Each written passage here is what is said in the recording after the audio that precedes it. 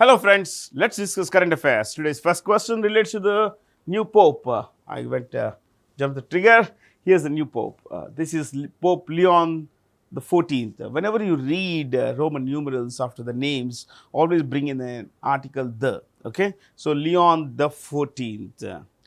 Let me write the name here. Pope Leon the 14th, or in some places called Pope Leo. Okay, both are fine, no issue. Now, you please understand that he will be the 267th Pope of the Roman Catholic Church. The Catholic Church is headquartered in the Vatican, that is the seat of the Roman Catholic Church, and Catholics form the majority of Christians in the world.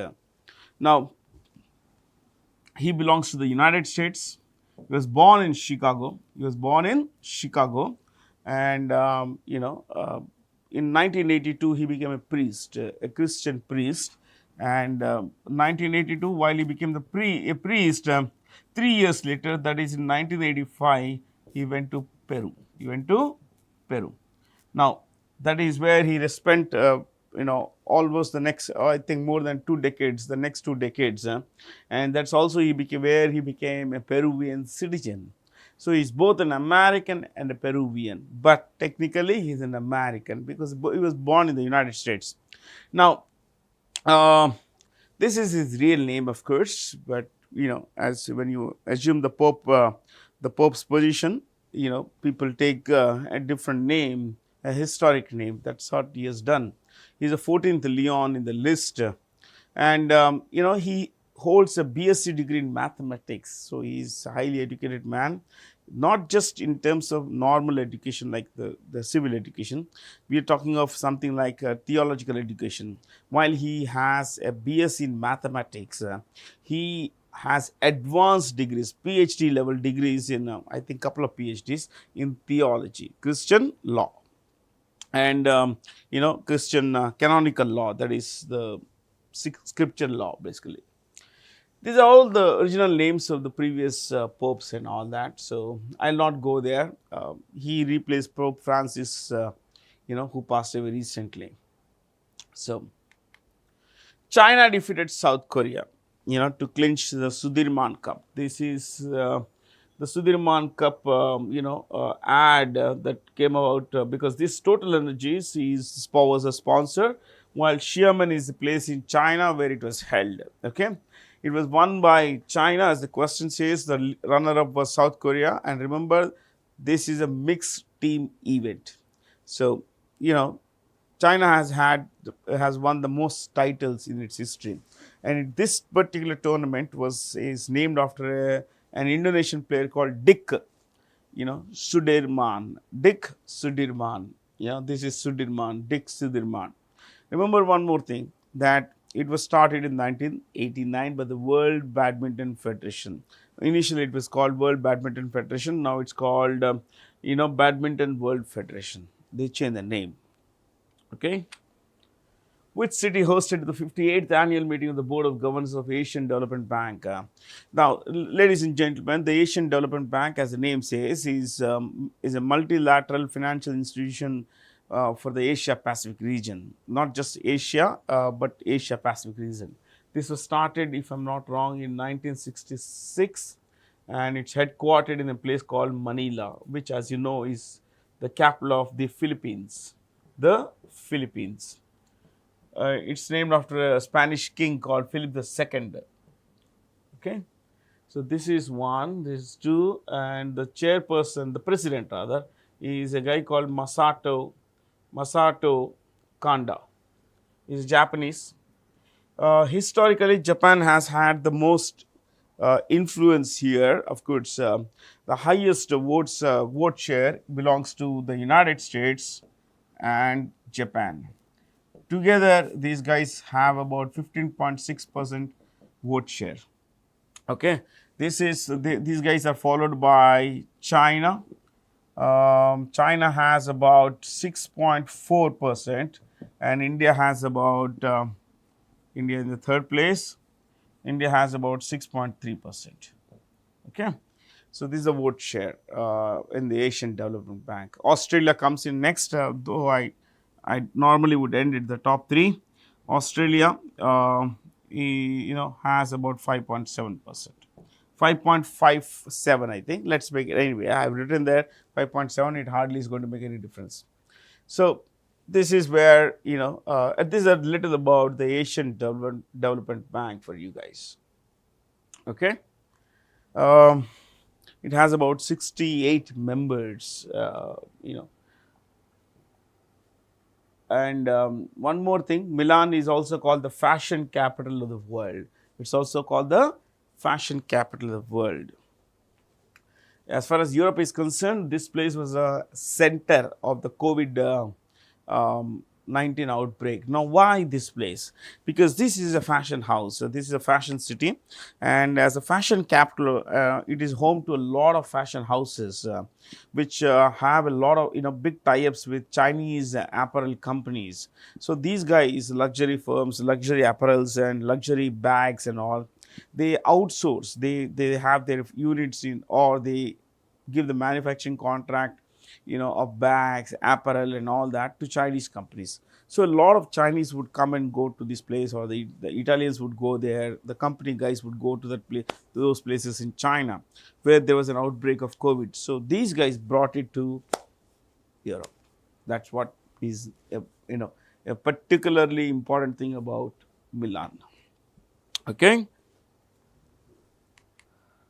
Name the unified digital platform recently announced by the Election Commission of India to streamline electoral services. ECI Net, Election Commission of India Net. Now, the Election Commission of India has not so friendly portal as of today, but they're going to launch one which will integrate all the different 40 platforms, apps that these guys have. The Election Commission of India is a constitutional body under Article 324. Okay, and 324. The Election Commission of India conducts elections to the Parliament. That's both houses, the President's office, the Vice President's office, and of course, if you take the state election commissions as well, which are part of the local bodies of local organs of the Election Commission of India, then they conduct elections to the legislatures, state legislatures as well. Now, let me bring in something more. There is one CEC, Chief Election Commissioner, and two election commissioners. Okay, two election commissioners. One CEC here is current guy is Ganesh Kumar. Okay, so this is Ganesh Kumar, and two election commissioners. One is Dr. Vivek Joshi. The other is Sukhbir Singh Sandhu. I think we got all the things about ECI. Okay, from there we could go to the next one, and ladies and gentlemen, I want you to pay attention here. This is about, if I'm not wrong, oh no, not, I thought this was a question that I had wanted to, it's the UK India FTA. No, this is a different question. So, which Indian city has been recognized by the World Health Organization as a member of the global network of age-friendly cities and communities, Code. Okay, so this is the program launched by the World Health Organization in the last decade, and remember in the previous decade. Remember, the idea is to develop, is to make communities, integrate communities, cities, and make them welcome places for people to grow old. See, growing old is a wonderful thing, isn't it? Yeah, because the alternative to growing old is to die young, and there's no fun in dying young. So it's good to grow old, good to learn, good to live a content life. So these kinds of places in India, of course, Code is known for its age-friendly, places, age-friendly attitude. So Code earlier was called Calicut. The British had called it Calicut, Calicut, Calicut. Okay. Hardly anything else to discuss here. That's about it, I guess. But just about Pune, one thing, it is home to the National Film Archive of India. National Film Archive of India. Okay. Oh, Australia here, my friends. Who has been re-elected as Australia's Prime Minister, becoming the first in decades to become, to secure a second term. Anthony Albanese. Anthony Albanese. So let me bring in, a bit about Australia. But before that, Christopher Luxon is Prime Minister of New Zealand. Prime Minister of New Zealand. Mark Carney, Prime Minister of Canada. Kevin Rudd and Malcolm Turnbull are the previous Prime Ministers of Australia. So the first two, Luxon, New Zealand, Carney, Canada. Okay, let's look at the choices. Let's look at this wonderful map. This, ladies and gentlemen, is Australia, the sixth biggest country in the world by area. How big is it? Basically, it's about 66,000, it is about 76 lakh square kilometers. You can make it 77 because it is about 76.7 basically. So 76 lakh square kilometers or 77 lakh square kilometers, and the population is very small, 2.6 crores kind of thing. Okay. Now I want you to know why the population is low. This is an extremely dry place. This is the driest continent on the planet. See, this is all desert. This is all desert. The Great Victoria Desert here, the Gibson Desert here, and of course these are mountain ranges, not habitable, not easy. There is another desert here. Yeah. So there is only one major river here called the Darling River. It's also called the Murray-Darling River. Now there is a mountain range here. This is where you find the Great Barrier Reef, and Australia, of this total population of Australia, 85% live in urban areas. You have Brisbane there, you have Sydney, you have what is this place? Canberra, the capital city, and of course Melbourne there. Perth, there is Adelaide here. Okay, so it's not mentioned anywhere. Yeah, it's not mentioned anywhere basically. So any which way, Adelaide is here. I'm sorry. Yeah, Adelaide is here. Now this is Tasmania. This is Tasmania, part of Australia, but it's a very, very dangerous place as far as this particular part of Australia is concerned. This is called the Outback, the Great Australian Outback. It is believed that if someone would lose track where they are, their location, it would be very difficult to get back to civilization. Yeah, it's a deserted place. So this is right above here is Indonesia. This is where you have Indonesia. Okay. I am fascinated by maps. Look at this. It's a wonderful map, isn't it? Here you would find New Zealand. You will find New Zealand here. Not exactly there, up here. Yes. This is the highest mountain in Australia, Kosioko. It's about 2,228 meters, which is, about 1/4 of Mount Everest. Okay. So, from there, see, all the maps that I take are from the web. So, usually I leave the source on the map itself. Which country has approved the sale of Hawkeye 360, technology to India to boost country's maritime, our country's surveillance capabilities, espionage, keeping an eye on the enemy capabilities. The United States has this technology, and ladies and gentlemen, the Hawkeye 360 can help India, scan a larger area with minimal effort. Plus, the fact that if vessels, Chinese vessels, Pakistani vessels, or Indian countries' vessels, sometimes they switch off their GPS, whatever helps the enemy track their movement, they switch off all data, all technology, they go dark. That is what it means. So, they can also be detected with this advanced technology. So, India is looking for this. India has been actively indigenizing a lot of foreign technologies, actively developing home technologies, actively buying a lot of technologies that we don't have. So this is just one of them. And Operation Sindoor showed how effective are our missiles, especially the BrahMos, Akash, and of course homegrown drone systems. Yeah, we are becoming go-to place for a lot of small countries which are looking for buying, advanced technology, but at a lower cost, at a low cost. So from there, yeah, which country has produced two, look at this, which country has made history by producing two new climate smart rice varieties? India, my friends. Yeah, India has produced two rice varieties. One is called Pusa DST, Pusa DST, and the other is called what is that? DRR, yeah, rice. It's called DRR rice, nicknamed Kamala, nicknamed Kamala. Now, I want you to know that these two, rice varieties are 100% indigenous. There is no foreign DNA involved in here in these two rice varieties. These are high yielding varieties. They would increase the crop productivity. Plus, they would, use pretty minimal water. So, water conservation, protecting the environment, all these things go hand in hand as far as these two rice varieties are concerned. Okay. See, when we talk of this, you remember the Green Revolution. The Green Revolution.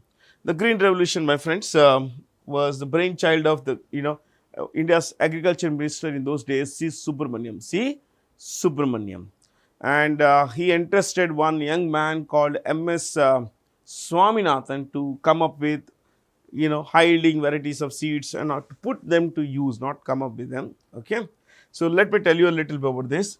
The Green Revolution was launched in India in the 1960s to increase food production,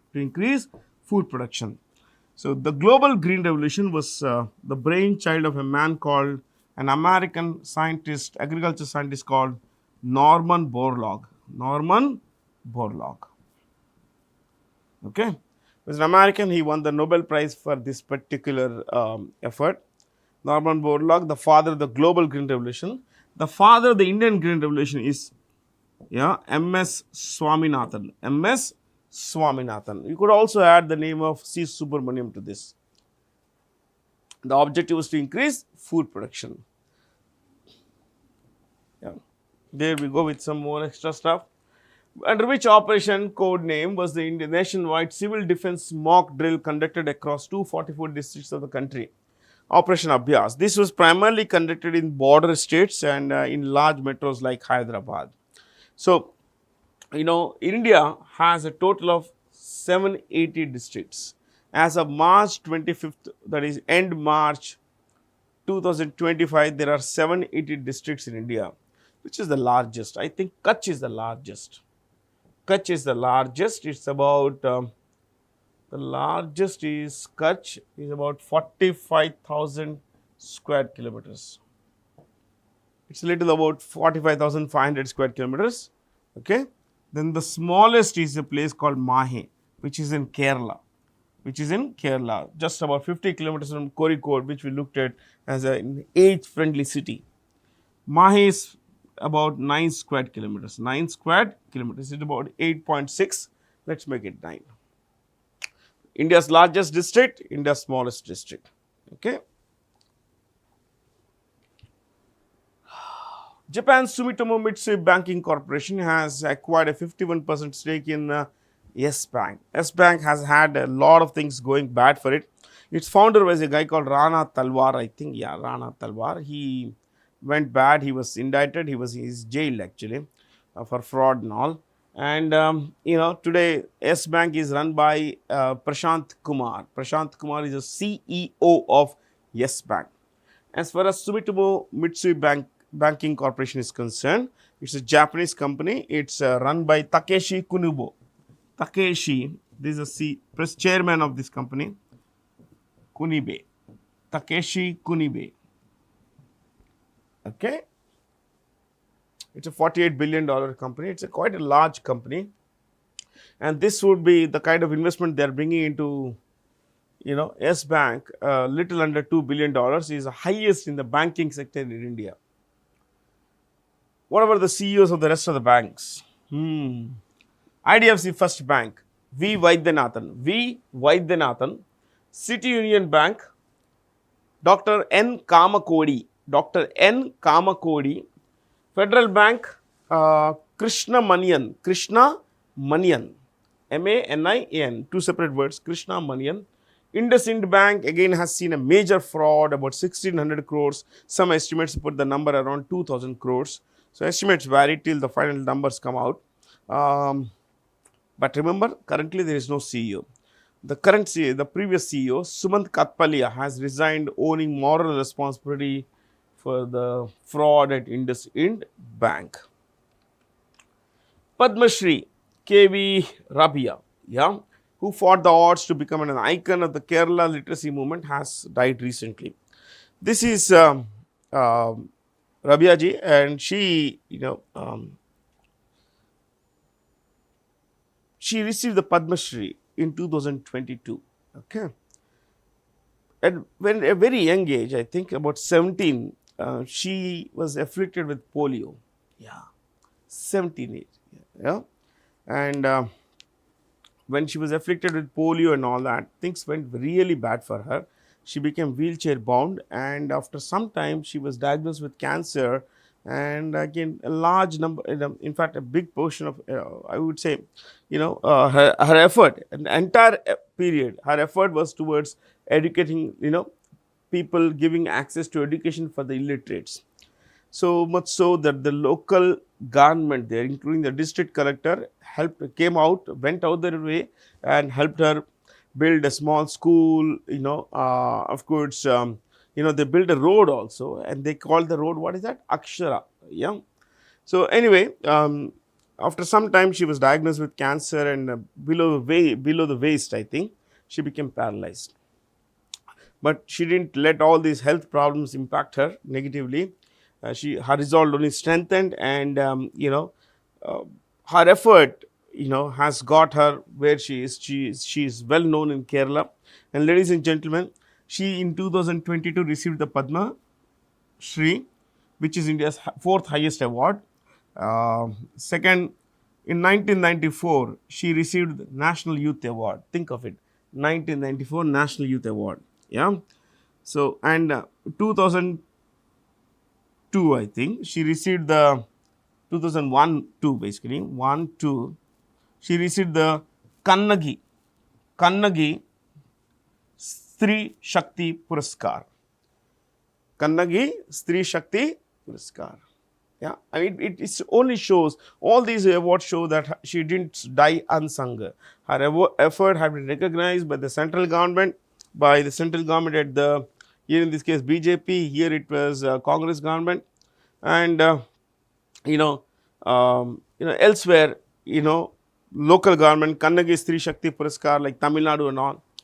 She was well respected in the world. Personal tragedies could bring everyone down, and anyone down, but she didn't let them impact her resolve. With state partnered with Creative Land Asia to set up India's first transmedia entertainment city called Creator Land. This is going to be set up in Amravati, the capital of Andhra Pradesh. Amravati. As of now, not much is known about this, except that an MOU, memorandum of understanding, has been signed. It's likely to create about 25,000 jobs and bring in an investment of about 10,000 crore rupees. Yeah. And the Chief Minister of Andhra Pradesh is Nara Chandrababu Naidu. Nara Chandrababu Naidu. Karnataka V. Siddharamaiah. Gujarat Bhupendra Bhai Patel or Bhupendra Patel. Devendra Fadnavis is the CM of Maharashtra. Rajasthan is Bhajanlal Sharma. With which company did the central government's India AI mission join hands to launch an initiative focused on strengthening AI capabilities and skills nationwide? Intel India. Intel, the word Intel comes from integrated electronics. Integrated electronics. We will look at the current CEOs. Intel worldwide CEOs, not India CEOs. We'll look at worldwide CEOs. This is Lip Bu Tan. This is a CEO. Google Sundar Rajan Pichai. Cisco CEO is Chuck Robbins. Chuck Robbins. IBM.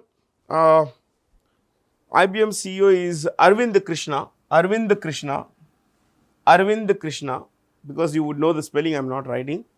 Indian name, Arvind Krishna. Oracle CEO is Safra Catz. Safra Catz.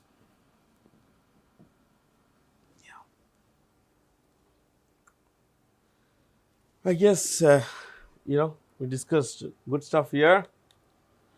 In a historic milestone, with which nation did India conclude a mutually beneficial free trade agreement, an FTA, and a double contribution convention? Okay, an FTA is important. A free trade agreement is where taxes are next to nothing, okay, on all kinds of imports and exports.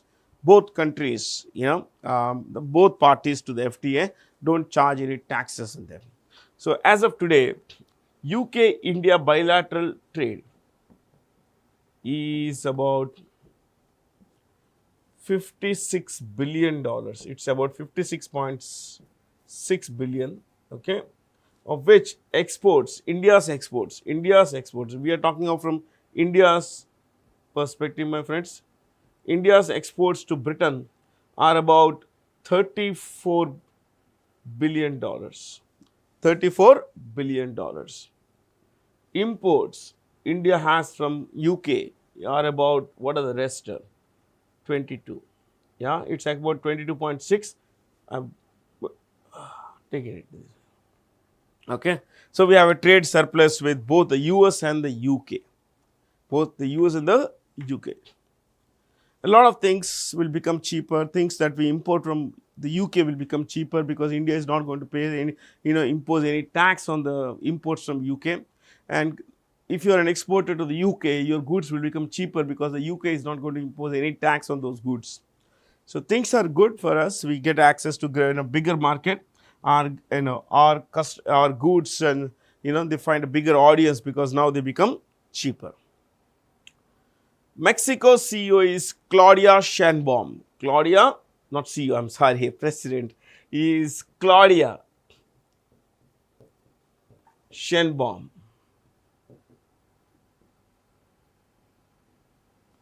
Okay, I think that's about it. Australia, we just saw that Anthony Albanese has been re-elected the Prime Minister. The Financial Services Institutions Bureau has recommended Sanjay Joshi for the position of the CMD of Oriental Insurance Company Limited. All these are Government of India companies, my friends, the first four. Okay, 1, 3, 4 are general insurance companies, 2 is life insurance company. The CEO of Life Insurance Corporation of India is Siddharth Mohanty. Siddharth Mohanty. New India Assurance is, okay, let's one more basically. Girija Subramanian. Girija Subramanian. Okay, Girija Subramanian. I think that's about it. Iridai Debashish Panda has exhausted his term, but no new guy has come in to replace him. Okay. Name the operation launched by the Indian Armed Forces against Pakistan on 7th May 2025. You all know Operation Sindoor, so we are not going to debate this. We are not going to discuss this. Okay. Which nation with an HDI value of 0.972, which is on 1. Okay. On 1 is it means a perfect society.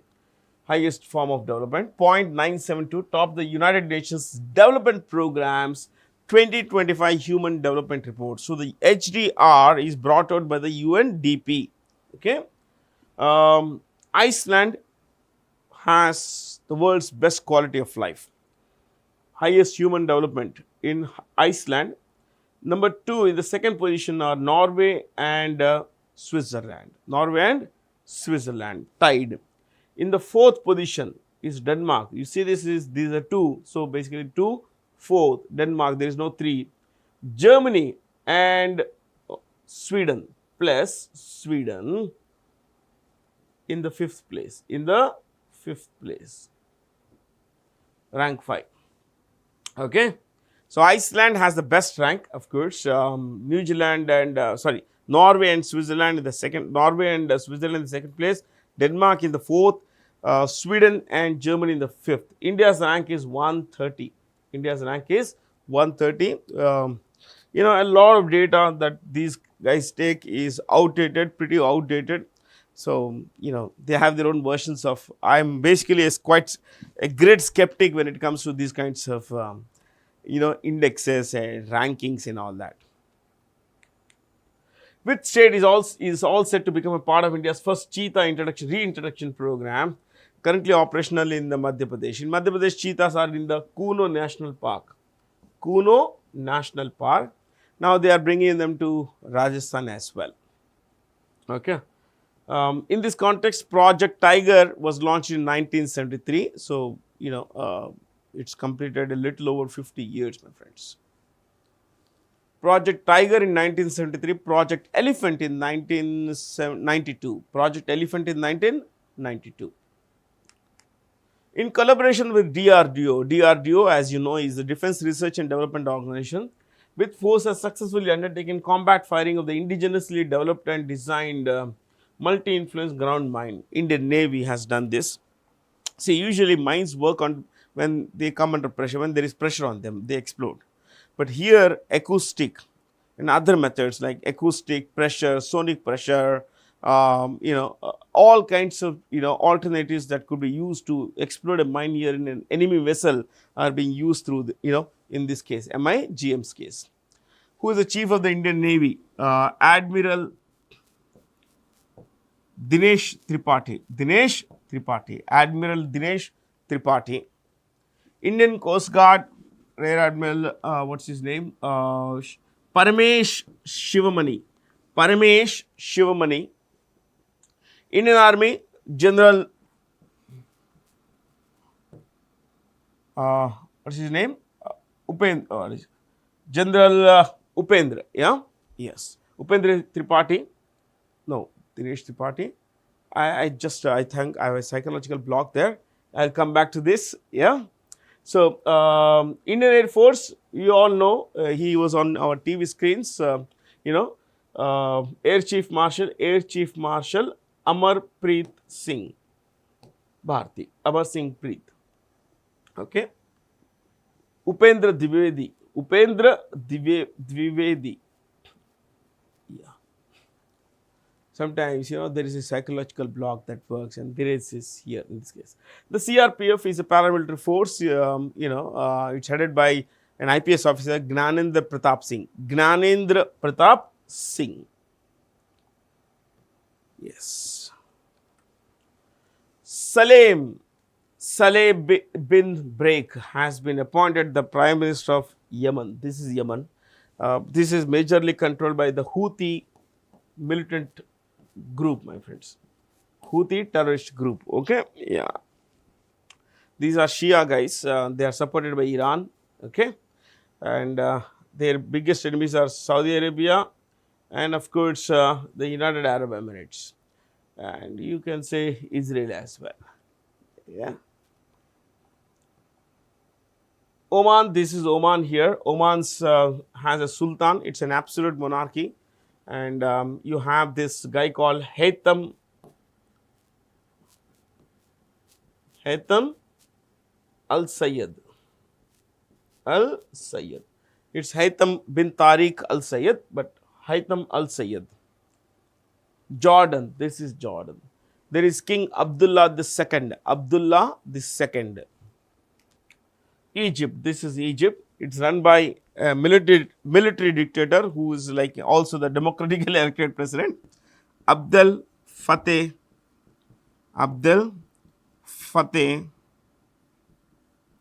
El-Sisi. Abdel Fattah El-Sisi. That's the Egyptian president. Iraq has a prime minister named Muhammad Shia Al-Sudani. Yeah. This is a Red Sea. And these guys, Houthis, have been attacking a lot of ships that pass through this. especially ships belonging to the Americans and other Western powers. Okay.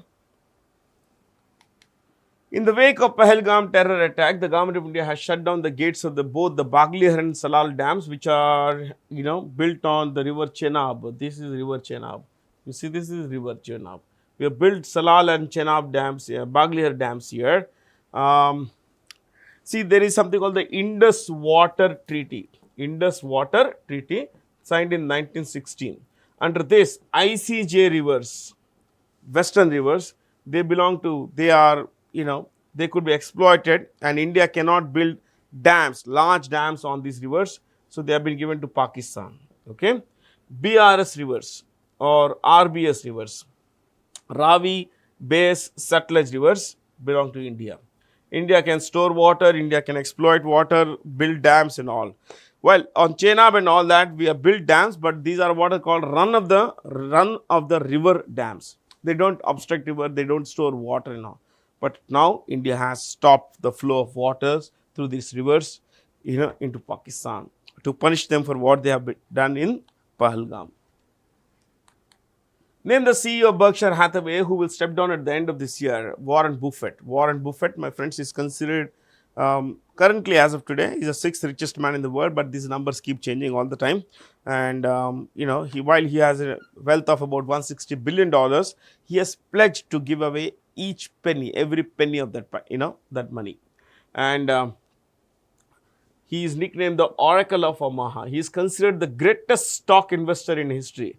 Oracle of Omaha. Omaha is a place in the American state of Nebraska where he lives. Oracle is wizard. Yeah. So he's 94 years old. He's just stepped down. He's decided to step down. And Berkshire Hathaway, what does it do? It's a company that owns a lot of businesses. They are into insurance, reinsurance. They are into aviation. They are into not exactly aviation, private jets. They own a company called Net Jets. They are into the railroads, that is basically rails and all.